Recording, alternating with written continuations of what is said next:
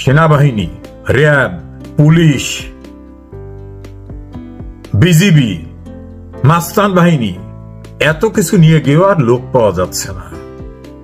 আশা করি বুঝতে পেরেছো তোমরা গান কেস, তোমরা লস্ট কেস, তোমরা ডেড হর্স হয়ে গেছো। মুক্তিযুদ্ধের চেতনাকে ধ্বংস করার কোনো ঔদ্ধত্য দেখানো ঠিক হবে না।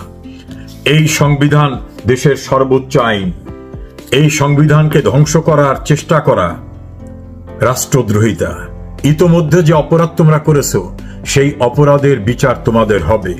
মনে করেছো একটা অর্ডিন্যান্স করে একটা জুলাই ঘোষণা করলে রক্ষা হবে। আরে বাবারা, বঙ্গবন্ধুর খুনিরা মোস্তাককে দিয়ে 1975 সনের 26 সেপ্টেম্বর ইনডেমনিটি অর্ডিন্যান্স করেছিল। জিয়াউর রহমানকে দিয়ে 1979 সালের 9 এপ্রিল পার্লামেন্টে সেটা পাশ করেছিল। সর্বোচ্চ আদালত বলে দিয়েছে এটা অবৈধ, সবাই মিলে পাশ করলে হবে না। তোমাদের বিদেশ থেকে আগত ডক্টর রিয়াজ নিজে স্বীকার করেছেন যে আমরা সংবিধান ভঙ্গ করতেছি। তোমরাও যেটা করছো সংবিধান ভঙ্গ, তোমাদের ওস্তাদ ইউনূস যেটা করছেন সেটাও সংবিধান ভঙ্গ। আর সংবিধান ভঙ্গ করা রাষ্ট্রদ্রোহিতার অপরাধ। এই রাষ্ট্রদ্রোহিতার অপরাধ থেকে পরিত্রাণ পাওয়ার জন্য ন্যূনতম কোনো সুযোগ নাই। কোনো অপরাধ কখনো তামাদি হয় না। বাংলাদেশ থাকবে, বাংলাদেশের সংবিধান থাকবে, বাংলাদেশের জাতীয় সঙ্গীত থাকবে। নতুন বাংলাদেশ নামে কিছু নাই। গণপ্রজাতন্ত্রী বাংলাদেশ, 30 লক্ষ শহীদের রক্তের আখরে লেখা সংবিধান। এটা নিয়ে কোন রকম ঔদ্ধত্য, স্পর্ধা দেখালে পরিণতি ভয়াবহ হবে বলে সারা বাংলাদেশের মুক্তিযুদ্ধের চেতনায় বিশ্বাসীরা অনেক ঢাকঢোল পিটিয়ে, অনেক জল্পনা কল্পনা শেষে অতঃপর ডক্টর মোহাম্মদ ইউনূসের যে কিংস পার্টি, জাতীয় নাগরিক পার্টি, তারা বাংলাদেশ সময় 6:30টার সময় তাদের নতুন বাংলাদেশ গড়ার ইস্তেহার ঘোষণা করেছেন। তারা আশা করেছিলেন যে 10 লাখের ঊর্ধ্বে লোক হবে। আমি কয়েকটি সংবাদ মাধ্যম বাংলাদেশের এবং বিদেশি তাদের সঙ্গে আলাপ করে শুনেছি, প্র্যাকটিক্যালি সেখানে 3 থেকে 4 হাজার লোক হয়েছে। তাও সারা বাংলাদেশ থেকে আনতে হয়েছে। এবং অভিযোগ আছে যে জামাত ইসলামীও যাতে কোনোভাবে সভাটা ফ্লপ না করে এজন্য তারাও লোক সাপ্লাই দিয়েছেন। তাহলে জামাত ইসলামী এবং এনসিপি এবং ভাড়ায় যারা আসা তারা জানেনও না কি জন্য আসছেন। যেমন একজনাকে জিজ্ঞেস করেছে একটা অনলাইন পোর্টাল থেকে, এখানে কেন এসেছেন, জানে না। কোন দলের প্রোগ্রাম এসেছেন, তিনি বলছেন বিএনপির প্রোগ্রাম এসেছি। মিটিং এর ভিতর থেকে বলতেছেন। এভাবে যারা ভাড়ায় এসেছেন 100-200 টাকায়, সবাইকে মিলিয়ে নাকি 3-4 হাজার লোক হয়েছে। আমরা ধরে নিই যে লক্ষ লক্ষ লোক হয়েছে। একটা হাসির খোরাক জুটিয়েছে, কারণ ওরা বলেছিল 10 লাখ লোক হবে, সেখানে যদি এখন 10,000 লোকও না হয় একটা হাস্যকর কাহিনীতে পরিণত হয়। তারা তাদের ইস্তেহার ঘোষণার পূর্বে, আমি একটু বলি, অনেকেই আমাকে বিভিন্নভাবে জানতে চেয়েছেন যে আরেকবার ইস্তেহার হলো তাহলে মুক্তিযুদ্ধের ইস্তেহার কি শেষ হয়ে গেল কিনা। না, এটা নির্বোধের মতো চিন্তা চেতনা। একটা দেশ স্বাধীন একবারই হয়। বাংলাদেশের স্বাধীনতার ইস্তেহার সর্বপ্রথম পাঠ করা হয় পল্টন ময়দানে ছাত্রলীগের সভাপতি নূরে আলম সিদ্দিকীর সভাপতিত্বে। ছাত্রলীগের সাধারণ সম্পাদক শাহজাহান সিরাজ ইস্তেহার পাঠ করেন। মঞ্চে তখন আসমা আব্দুর রব সহ অন্যান্য যারা নেতৃবৃন্দ ছিলেন এবং বঙ্গবন্ধুর উপস্থিতিতেই ইস্তেহার পাঠ করা হয়, যেটা বঙ্গবন্ধুর সম্মতিতে, বঙ্গবন্ধুর পরিকল্পনায়। এই ইস্তেহারের ধারাবাহিকতায় কিন্তু বঙ্গবন্ধু সোহরাওয়ার্দী উদ্যানে তার ঐতিহাসিক ভাষণ দিয়ে গোটা জাতিকে প্রস্তুত করতে বলেন 7ই মার্চ, যা বিশ্বের অন্যতম শ্রেষ্ঠ বক্তব্য এবং যেটা ইউনেস্কোর অত্যন্ত গুরুত্বপূর্ণ দলিলে পরিণত হয়েছে। তার ধারাবাহিকতায় বঙ্গবন্ধু ওই বছরেরই 26শে মার্চ আনুষ্ঠানিকভাবে মুক্তিযুদ্ধের ঘোষণা দেন। সেই মুক্তিযুদ্ধের ঘোষণাকে কেন্দ্র করেই 30 লক্ষ মানুষ, 2 লক্ষ মা বোন তাদের মহান আত্মত্যাগের মধ্য থেকে বিশ্বের বুকে মাথা তুলে দাঁড়ায় স্বাধীন সার্বভৌম গণপ্রজাতন্ত্রী বাংলাদেশ এবং লাল সবুজের পতাকা। নতুন করে আর কোনো ইস্তেহার হয় না, দেশ নতুন করে স্বাধীন হয় না।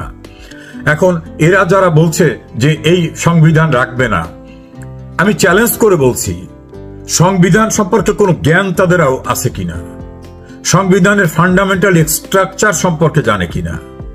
ডক্টর কামাল হোসেনের মতো আন্তর্জাতিক খ্যাতিসম্পন্ন সংবিধান বিশেষজ্ঞ, ব্যারিস্টার আমিরুল ইসলাম সহ যে টিম এইটার জন্য কাজ করেছেন এবং বঙ্গবন্ধুর পরামর্শ অনুযায়ী এর চেয়ে বেটার সংবিধান যে হয় না, এটা বর্তমান ডক্টর ইউনূসের যে অ্যাটর্নি জেনারেল অ্যাডভোকেট আসাদুজ্জামান তিনিও সেটা বলেছেন। কাজেই নতুন করে সংবিধান রচনা করার আগে সংবিধান কি একটু লেখাপড়া করুন, কিছু শিখুন, তারপরে কথা বলা ভালো হবে। ইচড়ে পাকা কথা বলা ঠিক নয়। সংবিধানটা আয় রাজুতে আয় অথবা কিছু শৃঙ্খল লোকদের নিয়ে একটা মত সৃষ্টি করার বিষয় না। তারপর বলছেন গণপরিষদ। গণপরিষদ সম্পর্কে ধারণা আছে? গণপরিষদ তো অনেক দূরের কথা। জাতীয় সংসদের সদস্য নির্বাচিত হয়ে আসুন। একটা সংবিধান সংশোধন করতে গেলে 2/3 মেজরিটি লাগে।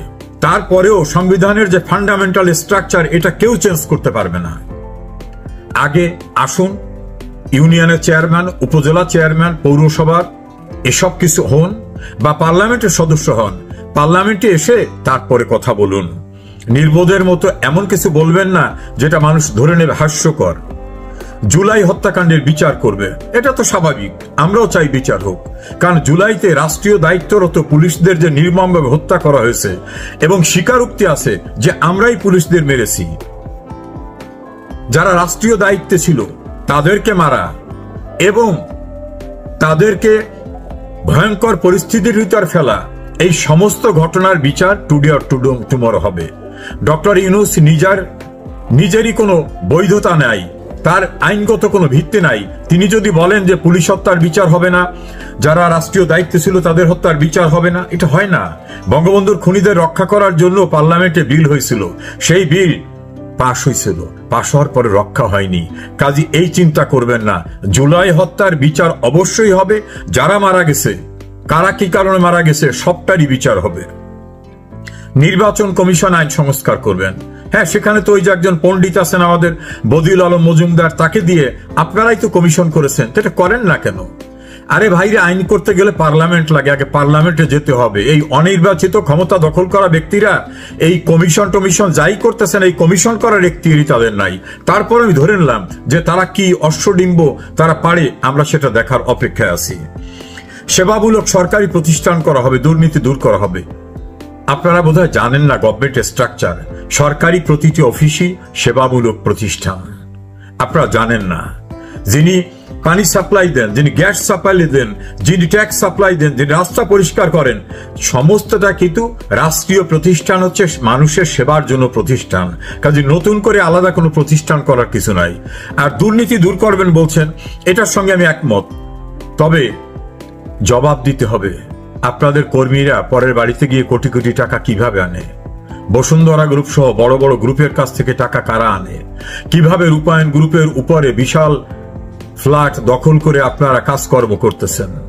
কিভাবে আপনাদের পায়ে প্লাস্টিকের পঁচ ছিল না, এখন কোটি কোটি টাকা গাড়িতে চড়েন? কিভাবে বাড়িতে বিল্ডিং হয়ে যাচ্ছে ভাঙা টিনের ঘরে? এই প্রশ্নগুলোও কিন্তু এখন প্রাসঙ্গিক হয়ে দাঁড়িয়েছে, কারণ আকণ্ঠ দুর্নীতিতে নিমজ্জিত হওয়ার অভিযোগ উঠেছে। গ্রাম আদালত গঠন করা হবে। বাবারে, তোমরা জানো না, গ্রাম আদালত একটা আইনই আছে এবং গ্রামে প্রতিটি ইউনিয়ন পরিষদে একটা গ্রাম আদালত আছে। সেই আদালতের আইন মাঝে মধ্যে সংস্কার হয় এবং সেটা চলমান প্রক্রিয়া। তোমরা কিছু লেখাপড়া করো, সেখানে তোমরা পাবে। স্থানীয় সরকারকে বিকেন্দ্রীকরণ করা হবে। স্থানীয় সরকার তো বিকেন্দ্রীকরণ হয়েই আছে। ইউনিয়ন পরিষদ, উপজেলা পরিষদ, পৌরসভা, সিটি কর্পোরেশন বিভিন্ন পর্যায়ে বিকেন্দ্রীকরণ করেই আছে এবং তারা ইন্ডিপেন্ডেন্টলি ফাংশন করতেছে। এটা নতুন কিছু না। গণমাধ্যমের স্বাধীনতা নিশ্চিত করা হবে। স্বাধীন গণমাধ্যম হচ্ছে সেটা যে প্রশ্ন করা হলেই চাকরি থাকে না, একটা পত্রিকায় সত্য কথা লেখা যাবে না, জোর করে জনকণ্ঠ দখল করতে হবে, বিভিন্ন হাউস দখল করতে হবে, সময় টিভিতে যে বলতে হবে এই কজনের চাকরি থাকতে পারবে না। 4টি পত্রিকা ছাড়া সমস্ত ইলেকট্রনিক এবং প্রিন্টিং মিডিয়ার সমস্ত সম্পাদক, চিফ রিপোর্টার, সিটি এডিটর সবাইকে বের করে দিয়ে তোমাদের লোক বসিয়ে দিতে হবে এবং একজনের অধীনে 2টা গণমাধ্যম থাকতে পারবে না। এটা পৃথিবীর কোনো দেশে আছে? এটা মঙ্গল গ্রহে আছে কিনা আমরা জানি না। যার গণমাধ্যম আছে, পৃথিবীর মিডিয়া মোগল যে আমেরিকা, ইংল্যান্ড থেকে সর্বত্র গণমাধ্যমে একটা মুক্ত স্বাধীনতার ফোরাম, তুমি বাবা পারো তো কয়েকটা করো না, অন্যটা দখল না করে নিজেরটা করো। গণমাধ্যমের স্বাধীনতা, কতজন সাংবাদিকের বিরুদ্ধে মামলা হয়েছে? ফারজানা রূপা, শাকিল, মোজাম্মেল বাবু, শ্যামল দত্ত সহ কতজন কারাগারে আছে? কতজনার জাতীয় প্রেস ক্লাবের সদস্য পদ নাই, অ্যাক্রিডিটেশন কার্ড বাতিল হয়েছে, 600 মামলায় সাংবাদিকদের আসামি করা হয়েছে, কতজন সাংবাদিককে হত্যা করা হয়েছে? এটা গণমাধ্যমের স্বাধীনতা নিশ্চিত করবে তোমরা, তার লক্ষণ এটা। সার্বজনীন শিক্ষা স্বাস্থ্য ব্যবস্থা, বাবা তোমরা আওয়ামী লীগের ইস্তেহারটা পড়ো। সার্বজনীন স্বাস্থ্য ব্যবস্থার জন্য শেখ হাসিনা কমিউনিটি ক্লিনিক ব্যবস্থা করে প্রতিটি গ্রামে দাঁড়ে দাঁড়ে স্বাস্থ্য ব্যবস্থা পৌঁছে দিয়েছেন, যা বাংলাদেশের ইতিহাসে ছিল না। এবং তিনি বাংলাদেশের ইতিহাসে সর্বপ্রথম স্বাস্থ্য ব্যবস্থায় উচ্চতর ডিগ্রি নেওয়ার জন্য মেডিকেল বিশ্ববিদ্যালয় করেছেন, যা বাংলাদেশের ইতিহাসে কোনোদিন ছিল না। এবং প্রতিটি জেলায় মেডিকেল কলেজ করার পরিকল্পনা এবং অধিকাংশ জায়গায় হয়েছে।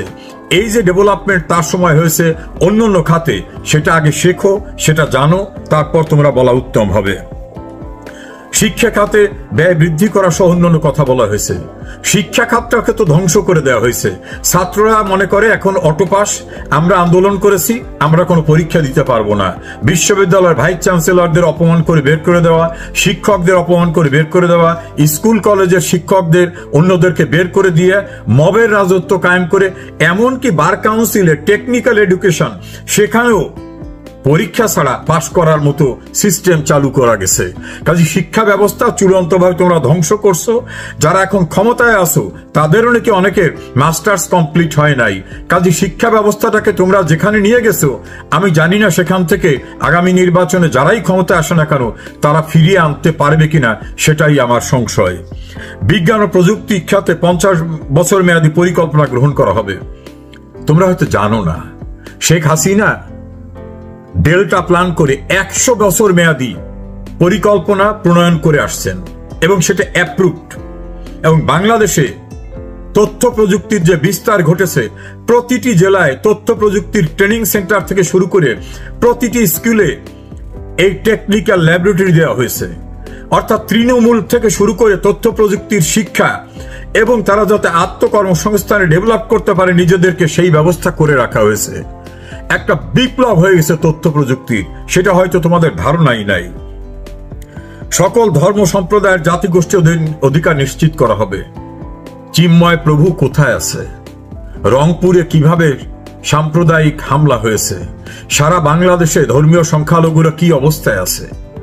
কিভাবে জঙ্গিদের জেলখানা থেকে ছেড়ে দেওয়া হয়েছে? এবং তারা দাম্ভিকতার সঙ্গে বলছে ব্লগারদের একটাকেও বাংলাদেশে থাকতে দেব না, মুক্ত চিন্তার মানুষ থাকতে পারবে না। তাহলে তোমরা কি দেশটাকে আফগানিস্তানে পরিণত করতে চাও? তাহলে তোমরা জঙ্গিতন্ত্রকে কায়েম করতে চাও?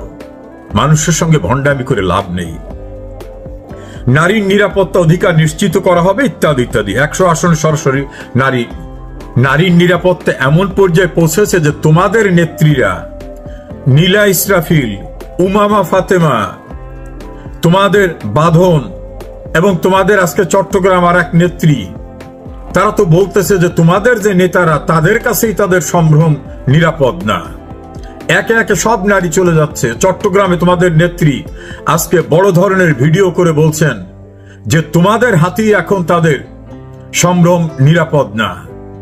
কি কি কাজ তোমরা করছো, তোমাদের লোকেরা করছে, তোমরা দেবে নারীর নিরাপত্তা নাকি তোমাদের জঙ্গিতন্ত্র কায়েম করতে হবে? রাস্তায় নারী কি পোশাক পরবে, বাংলাদেশ ব্যাংকে কি পোশাক পরে আসবে, সেটা তোমরা নির্ধারণ করবে। নারীর নিরাপত্তার কথা না বলাই উত্তম। নারীকে শেখ হাসিনা ক্ষমতায়ন করে নারীকে এমন জায়গায় নিয়েছিলেন, সেনাবাহিনীর মেজর জেনারেল, পুলিশের এডিশনাল ইন্সপেক্টর জেনারেল, সচিবালয় সচিব থেকে শুরু করে আর্মিতে বিভিন্ন জায়গায় নারীর যে ক্ষমতায়ন হয়েছিল, সেটা এখন ধ্বংসের পথে। নারী কদিন পর বা রাস্তায় বের হতে পারবে কিনা সে সংশয় এখন তারা আছে। একটা নারীদের প্রতিষ্ঠান উদ্বোধন করতে নাটকের সিনেমার মেয়েরা রওনা করলে বলা হয় যে সেখানে আসলে তাদেরকে আলকাতরা চুন মেখে দেবে, ভয়তে তারা সেখানে যেতে পারছে না। নারীর হয়রানি রোধে শেখ হাসিনা যে আইন করে গেছে, সেই আইন তোমরা হয়তো পড়ো নাই, সেখানে মৃত্যুদণ্ডের বিধানও আছে। কল্যাণমূলক অর্থনীতি নিশ্চিত করা হবে। অর্থনীতি নিশ্চিত করা হবে, কিন্তু তোমরা খোঁজ নাও কিভাবে সিডনিতে টাকা রপ্তানি হয়ে যাচ্ছে, কিভাবে দুবাইতে তোমাদের লোকরা ব্যবসা করছে, কিভাবে হঠাৎ করে তোমাদের স্পন্সের ছেঁড়া স্যান্ডেলের থেকে বিশাল বিত্ত বৈভব আসলো। তোমাদের বিরুদ্ধে যে গুরুতর অভিযোগ অর্থ গ্রহণের এবং বিশাল আর্থিক সচ্ছলতা অর্জনের, এই বিষয়টাকে আগে দেখো, নিজের দর্পণে নিজেকে দেখো, তোমাদের কর্মীদের দিক তাকাও, গুলশানে কিভাবে চাঁদাবাজি করতে গেছে তোমাদের লোকরা। এরকম চাঁদাবাজি সারা বাংলাদেশে হচ্ছে, হয়তো গুলশানেরটা বিচ্ছিন্নভাবে ধরা পড়েছে, কিন্তু অন্য অন্য জায়গায় র্যান্ডাম এটা চলছে। কিভাবে রূপায়ণ টাওয়ারের বিশাল ফ্ল্যাট তোমরা দখল করে আসো, কিভাবে তোমরা শেরাটন হোটেল দখল করে সেখানে তোমাদের কার্যক্রম করেছিলে, কিভাবে কোটি কোটি টাকা ব্যয় করে তোমরা সারা বাংলাদেশের রাজনৈতিক কর্মসূচি করছো, সেই বিষয়গুলো এখন প্রশ্নের মুখোমুখি। মানুষের কর্মসংস্থান নিশ্চিত করতে হবে, এটা খুব ভালো কথা। শেখ হাসিনার আমলে কর্মসংস্থান নিশ্চিত করার জন্য, স্ব-উদ্যোক্তা করার জন্য ব্যবস্থা নেওয়া হয়। আজকে তোমাদের আমলে 28 লক্ষ মানুষ বেকার হয়েছেন, বিশ্ব ব্যাংকের রিপোর্ট, এবং সেই রিপোর্টটা উপস্থাপন করেছেন তোমাদের অত্যন্ত প্রিয় ডক্টর দেবপ্রিয় ভট্টাচার্য। সেখানে 17 লক্ষ নারী কর্মহীন হয়ে পড়েছে, এবং হামিম গ্রুপের প্রধানের বক্তব্য অনুযায়ী যদি এই পরিস্থিতি মোকাবেলা করতে না পারা যায়, তাহলে বাংলাদেশে 150টি শিল্প প্রতিষ্ঠান বন্ধ হয়ে যাবে, তাতে বেকারত্বের সংখ্যা দাঁড়াবে 1 কোটি। কাজী কর্মসংস্থান সৃষ্টি করবে নাকি এই শিল্প প্রতিষ্ঠানে গিয়ে হামলা করা, চাঁদাবাজি করে তাদের ধ্বংসের মুখোমুখি করা? বিদেশ থেকে মানুষ মুখ ফিরিয়ে নিচ্ছে এই ভয়ঙ্কর পরিস্থিতিতে। কৃষি মূল্যের ন্যায্য মূল্য নিশ্চিত করা হবে, এটাও তোমাদের পড়তে হবে। শেখ হাসিনার লাস্ট নির্বাচনের ইস্তেহারটা পড়ো। কৃষিকে যান্ত্রিকীকরণ করা এবং কৃষিতে সবচেয়ে ভর্তুকি দিয়ে আধুনিক যান্ত্রিকী কৃষি ব্যবস্থা তিনি যেভাবে করেছেন, এটা বাংলাদেশের ইতিহাসে একটা বিপ্লব ঘটে গেছে। নিম্ন আয়ের শ্রমিকদের জন্য সমুন্নত মজুরি কাঠামো, এটা একটি গতানুগতিক ঘটনা, এর সঙ্গে নতুনত্ব কিছু নাই। প্রাকৃতিক সম্পদ আহরণে দেশীয় সক্ষমতা, বাংলাদেশের প্রাকৃতিক সম্পদ আহরণে দেশীয় সক্ষমতা বিএনপি, জাতীয় পার্টি, আওয়ামী লীগ সবসময় তারা চেষ্টা করেছে, কিন্তু যে দক্ষতা দরকার এখনো সে দেশে ডেভেলপড হয়নি, এখনো বিদেশের সাহায্য নিতে হয়। এই বিষয়টি কিন্তু স্বাভাবিক একটি বিষয়। রাজধানী সহ শহরগুলোকে নদীকেন্দ্রিক ব্যবস্থাপনা নিশ্চিত করা, সামাজিক বনায়নে বিশেষ গুরুত্বপূর্ণ করা। আমার মনে হয় এই বিষয়গুলি যারা তৈরি করে দিয়েছে, তারা যদি আওয়ামী লীগের নির্বাচনী ইস্তেহারটাও পড়তো, তাহলে এই ভয়ঙ্কর বেইজ্জতি কারবার হতো না। আমি এর ভিতরে কিছুই খুঁজে পাচ্ছি না যে নতুন বাংলাদেশ কিভাবে গঠিত হবে। এখানে যা দেখলাম, আওয়ামী লীগের নির্বাচনী ইস্তেহারের কিছু কিছু কেটে পেস্টিং করে ঢোকানো হয়েছে। আমরা শুনেছিলাম যে এদের পিছনে নাকি একজন গফুর আছেন, সাংঘাতিক তত্ত্ব কথা বলেন, একজন আছেন সক্রেটিস। আমি তো কারু কোনো পাণ্ডিত্যের, দার্শনিক, রাষ্ট্রীয় কোনো প্ল্যান এখানে কিছু দেখলাম না। কিসের নতুন বাংলাদেশ? নতুন বাংলাদেশ কি এটা? সারা বাংলাদেশে মবের সংস্কৃতি কায়েম হবে, কোনো আইন শৃঙ্খলা থাকবে না, বিচার বিভাগের স্বাধীনতা থাকবে না, প্রশাসনকে হুমকি দিয়ে ইচ্ছামতো কাজ করানো হবে, যত্রতত্র চাঁদা আদায় করা হবে, ইন্টারভিউ ছাড়া লোক নিয়োগ করা হবে, কমিশন বাণিজ্য প্রকাশ্যে হবে। এটা যদি নতুন বাংলাদেশের কনসেপ্ট হয়, সেটা হতে পারে। তবে আজকের শহীদ মিনারের আয়োজনে দৃশ্যমান হয়েছে, মানুষ মুখ ফিরিয়ে নিয়েছে। গোপালগঞ্জে যেমন হাজার হাজার মানুষ, যারা অতি সাধারণ মানুষ, বেরিয়ে এসে প্রতিরোধ করেছে, কক্সবাজারে প্রতিরোধ হয়েছে, ময়মনসিংহে দৌড় প্রতিযোগিতায় করতে হয়েছে, গাজীপুরে ধাওয়ার মুখে পড়তে হয়েছে। সারা বাংলাদেশের পরিস্থিতি কিন্তু এটা।